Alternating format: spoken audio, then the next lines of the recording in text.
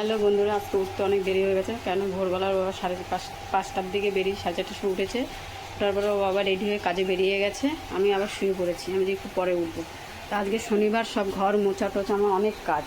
রান্নাঘরটা মুছে ধুয়ে পুছে সব কিছু মুছে টুচে নিয়ে কেচে টেচে নিয়ে বাসি কাপড় জামা কাপড় ধুয়ে টুয়ে এখন এই রান্না বসালাম। ভাতটা বসিয়ে দিয়েছি, বড় ছেলে খেলতে গেছে। আর আর এই যে শনিবার তো একটু বেশি এক্সট্রা কাজ থাকে, কেন সব মোচা টোটা থাকে। শনিবার নিরামিষ খাই যেহেতু, বা তাই যে ছেলে আর আমি একটু আদা দিয়ে লিকার চা করে নিয়েছি। ওর একটু গ্যাস হয়েছে, বমি করছে। তা বলছে মা তাই আমি দুধটার জোর আর দেবো না, একটু লিকার হালকা লিকার চা করছি আদা দিয়ে, ছেলে আর আমি খাবো।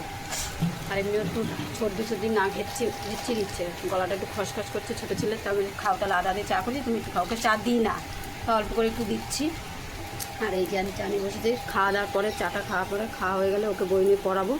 আর রান্না এদিকে আমি রান্নার জোগাড় করবো, কী করা যায়। আগে শনিবার তো নিরামিষই, তোমাদের তো বললাম। এমনি দেরি হয়ে গেছে, আজকে 8:30টার বেশি বেজে গেছে। ঠিক আছে, চাটা খাওয়া যাক।